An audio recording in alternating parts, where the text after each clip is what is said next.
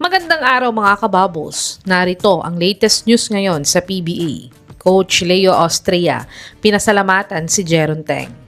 Junmar Fajardo, masaya sana kung totoong gusto siya ni EJ Johnson.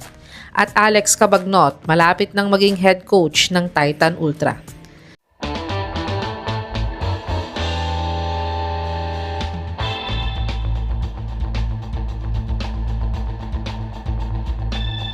Panalo nga sa Game 2 ang San Miguel Beermen kontra sa Barangay Ginebra sa score na 93-84 at natied na nga nila ang series last Wednesday. At ang best player of the game nga sa larong ito ay si Jeron Teng na nagtala ng 13 points, 5 rebounds at 3 assists off the bench. Kaya't pinasalamatan nga siya ni Coach Leo Austria sa guts niya sa larong ito. Ayon nga kay Coach Leo ay thankful nga daw siya kay Jeron at nag-step up siya sa fourth quarter. Guilty nga daw siya sa Game 1 dahil hindi niya ito pinaglaro at it's a good thing daw na nanalo sila sa Game 2 dahil mahirap daw ma-0-2 sa series kontra sa Ginebra. At ayon naman sa reigning PBA MVP nilang si Junmar Fajardo ay magiging masaya daw sana siya kung totoo ang mga kumakalat na fake news tungkol sa kanila ni EJ Johnson. Last week pa nga nag-viral ang mga fake photos nila ng anak ni Lakers legend na si Magic Johnson na si EJ Johnson. At nag-post pa nga si Abay nang nagdodota nga lang daw siya at sana itigil na daw ito dahil hindi na siya natutuwa.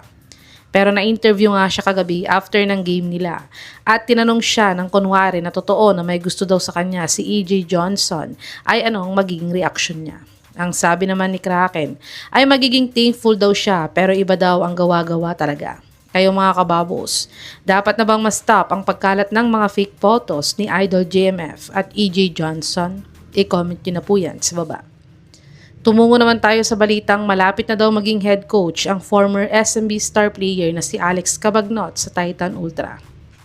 Hindi nga naging maganda ang umpisa ng bagong PBA team na Titan Ultra sa PBA dahil hindi nga sila nakapasok agad sa playoff sa unang salang nila sa PBA. Dahil kahit anong kayod nga ni The Beast sa Titan ay talagang kinapos nga sila ng 1 win para makatabla sa NLEX sa 8th seed. Kaya't ayon nga sa legit source na to, ay malapit na nga daw dumating ang dalawang Alex sa may Titan Ultra. Ang isa nga ay magiging head coach ng Titan na si Coach Alex Cabagnot. At ang isang Alex nga na tinutukoy ay si Alex Stockton na malapit ng matrade sa Titan Ultra. Sa tingin niyo mga kababos, mas magiging competitive kaya ang Titan Ultra next conference pag makuha nila ang dalawang Alex na to? I-comment nyo na po yan sa baba.